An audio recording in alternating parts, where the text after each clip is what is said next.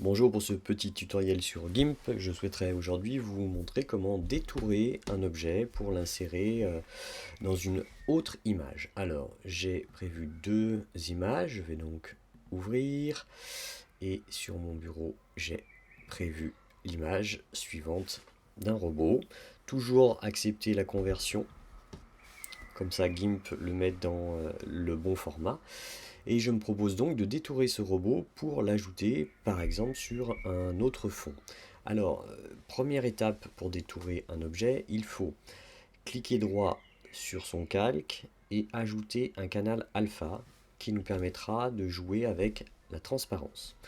Ensuite, on va prendre l'outil sélection à main levée. On va bien vérifier que l'on additionne, ajouter la sélection actuelle, comme ceci. Et on va tranquillement détourer notre robot. Alors on peut y prendre, on peut mettre plus ou moins de temps.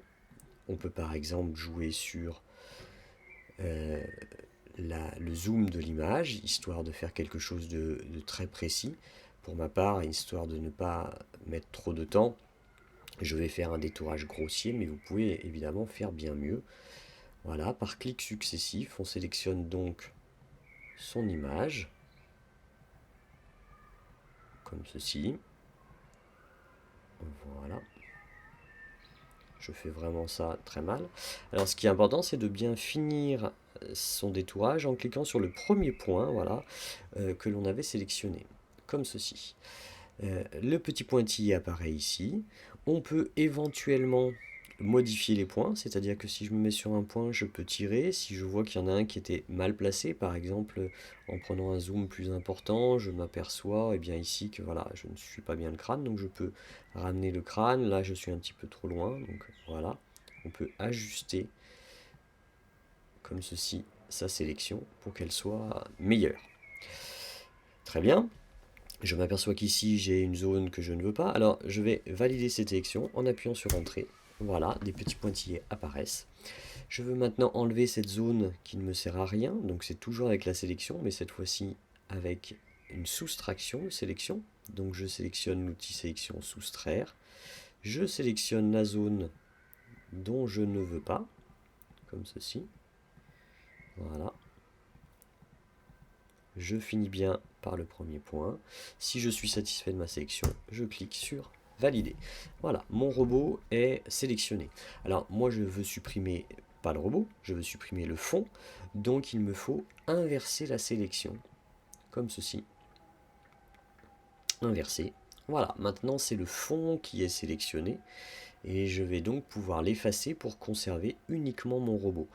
On peut se permettre de mettre un petit fondu dans sélection adoucir qui permettra d'avoir une sélection plus fondue avec un petit contour plus agréable.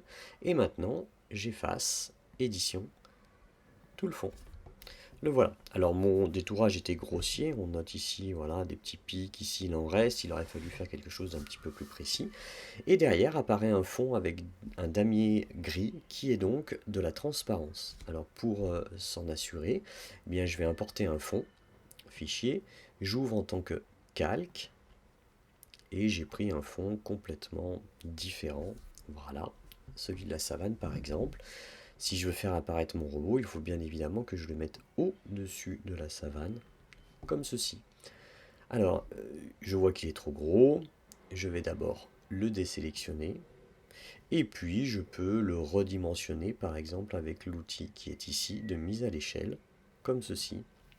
Il faut bien sélectionner le robot, et dans ces cas-là, on n'a plus qu'à le réduire, puis à le déplacer. Dans mon image, je clique pour mettre à l'échelle. Si je ne voulais garder que ma photo, je pourrais utiliser l'outil de recadrage. Ici, je découpe sur ma photo, comme ceci, et je valide. Et voilà un robot dans la savane.